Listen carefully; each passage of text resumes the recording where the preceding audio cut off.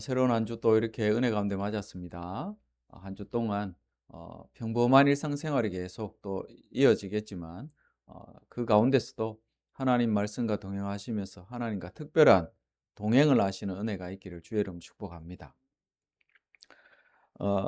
오늘 이 귀한 한 주를 시작하는 새벽에 다시 일어나 베델로, 이런 제목으로 말씀을 나누도록 하겠습니다.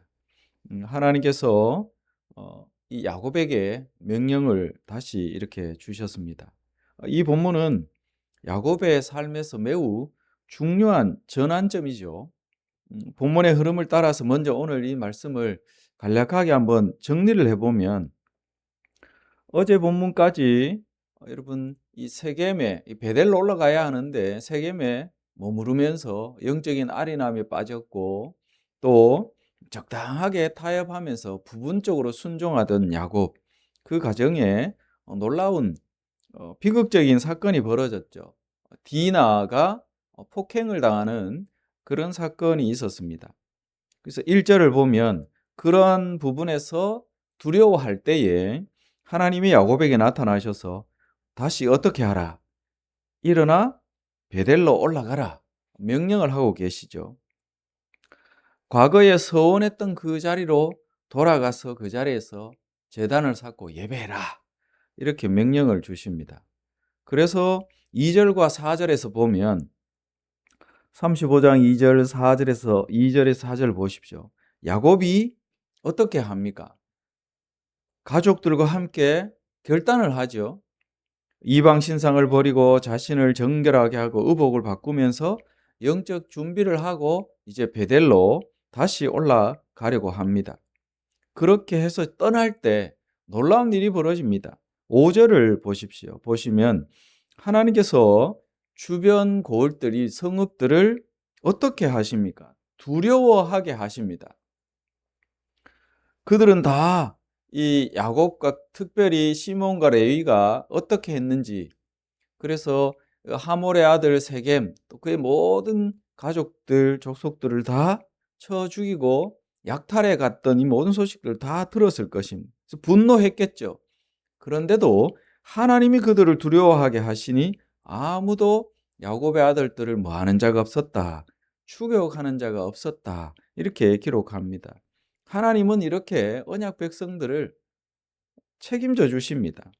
비록 하나님의 정의를 떠난 그런 행위가 있었다 하더라도 언약하신 바가 있으시니까 이렇게 책임져 주시는 거죠.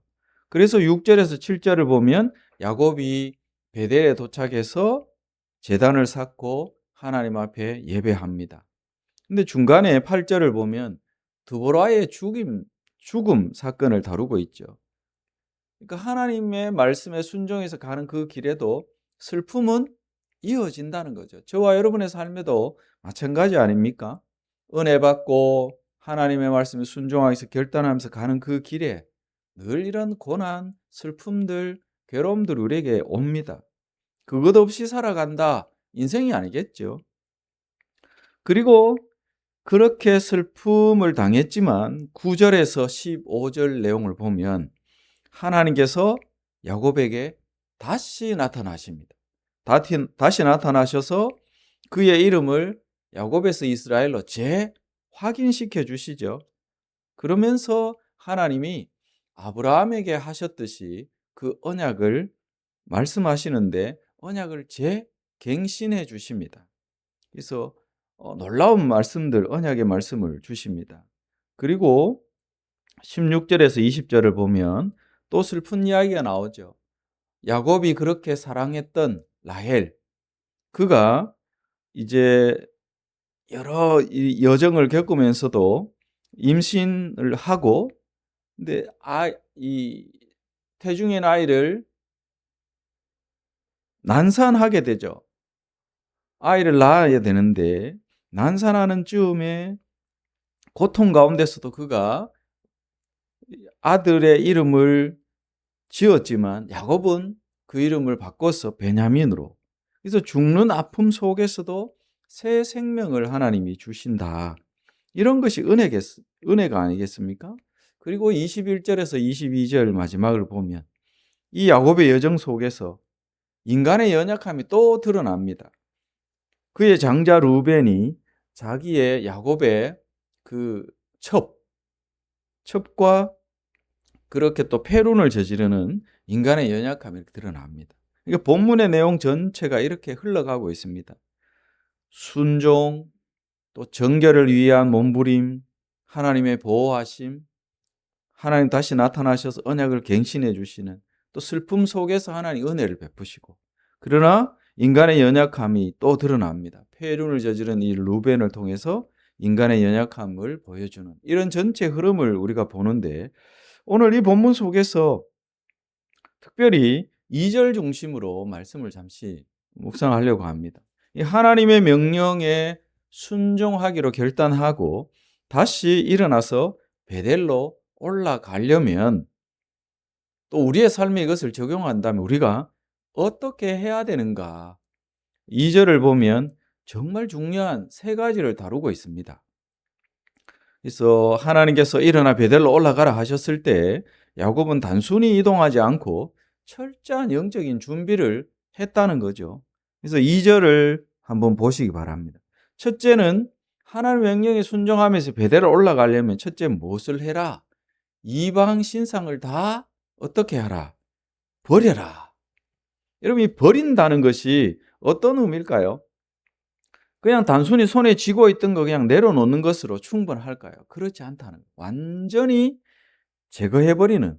그래서 우상에게서 나의 삶을 완전히 돌이켜서 그것과 아무런 상관이 없도록 하는 철저한 삶의 개혁이 필요하다는 것입니다. 우리가 하나님의 말씀에 순종하려면 이렇게 해야 하는 거죠. 야곱의 가정에는 드라빈과 같은 여전히 우상들이 존재하고 있었다는 것을 볼 수 있습니다. 그렇지 않으면 왜 우상을 버리라 했겠습니까? 그러니까 하나님께 나아가면서도 여전히 우상을 붙들고 있는 그런 우리의 삶은 없는지 돌아봐야 합니다. 우리의 삶에도 하나님보다 더 의지하는 이방 신상이 있을 수 있죠. 물질도 그럴 수 있고, 또 뭐 우리 건강이 그럴 수도 있습니다. 늘 건강 때문에 염려증에 빠져 있을 수도 있습니다. 뭐 좋지 못한 습관, 죄된 어떤 그런 쾌락들을 즐기는, 그것을 끊어내지 못하는 그런 것들 다 이방 신상이 될 수도 있겠죠. 하나님께 온전히 나아가려면 부분적인 정리가 아니라 어떻게 해야 된다? 철저한 단절이 필요하다는 것입니다. 우상을 버리라. 이 버린다라는 의미가 바로 그런 의미인 거죠. 그리고 두 번째는 뭘 해야 합니까? 자신을 어떻게 해야 됩니까? 정결하게 해야 합니다. 성결하게 해야 하죠. 그 더러움을 씻어서 완전히 깨끗하게 되어지는, 정결한 상태로 구별되어지는, 이것을 성결하게 한다, 그런 의미입니다. 그러니까 단순히 외적으로 뭔가 이렇게 씻어서 정결하게 하는 그런 측면이 아니겠죠. 무엇을? 내면을 정결하게 하는 준비가 필요하다는 거죠. 크게 봤을 때 회개 없는 신앙, 이것은 하나님 앞에 결코 합당하지 않다. 회개 없는 신앙은 하나님께 나아갈 수 없습니다. 그래서 하나님의 말씀에 순종하는 성결한 그 삶을 살아내기 위해서는 철저한 자기 자신의 내면을 살피고 정결하게 해야 한다는 거죠. 말씀 앞에서 우리 자신을 돌아보고 죄를 인정하고 돌이키는 영적 정결한 삶이 우리에게 필요합니다. 한 주를 새롭게 시작하는데 우리의 마음을 먼저 씻어서 정결하게 하고 출발하는 은혜가 저와 여러분의 있기를 축복합니다. 그리고 세 번째 뭘 해야 합니까? 의복을 바꾸어 입어야 합니다. 바꾸어 입는다라는 이 말이 완전히 새 것으로 갈아입는다는 것입니다. 그러니까 어떤 의미입니까? 새 것으로 완전히 교체한다는 것. 근데 이 의복이 성경에 보면 어떤 상징적인 의미를 가집니다. 의복을 바꾸어 입는다. 이것은 자신의 어떤 삶의 상태나 정체성, 이것을 완전히 어떻게 하는 것입니다. 전환하는 거죠. 그러니까 옛 삶의 방식을 완전히 다 버리고 새로운 삶의 방식으로 입고 새로운 출발을 하라는 것입니다. 그럼 신앙이라는 것이 뭡니까? 신앙은 단순히 결심하는 것으로 되어지는 것이 아니죠. 신앙은 삶의 방식을 바꾸는 것입니다. 나 중심에서 하나님 중심으로 완전히 바꾸는 것이 바로 여기에서 이야기하는 의복을 바꿔 입어라. 그런 의미로 우리는 받아들여야 합니다. 말하는 방식, 생활하는 방식, 살아가는 태도, 우리가 먹고 입고 마시는 모든 것들까지 다 삶의 사소한 하나하나의 그 방식들을 하나님 나라의 그 백성다운 삶의 방식으로 바꿔야 한다는 거죠. 월요일 아침입니다. 우리가 한 주를 이렇게 새롭게 시작하는데 우리의 마음과 태도, 삶의 방식을 완전히 새롭게 바꾸시는 은혜가 저와 여러분 있기를 주의 이름으로 축원드립니다. 그러니까 하나님의 명령에 순종하면서 다시 베델로 올라갈 때 하나님께서 은혜를 주십니다. 5절을 보십시오. 아까도 강조했지만 하나님께서 세상에 두려움을 주셔서 추격하는 자가 없도록 만들어 버리십니다. 또 9절에서 12절을 보면 하나님께서 새 이름을 확인시켜 주시고 언약을 다시 확정해 주십니다. 그리고 오늘 두 여인의 죽음 사건이 나오죠. 슬픔과 고통 속에서도 그러나 베냐민이라는 새 생명을 얻게 하는 은혜를 경험하게 하십니다. 이것이 하나님과 동행하는 성도의 삶의 여정일 것입니다. 다시 베델로 올라가라.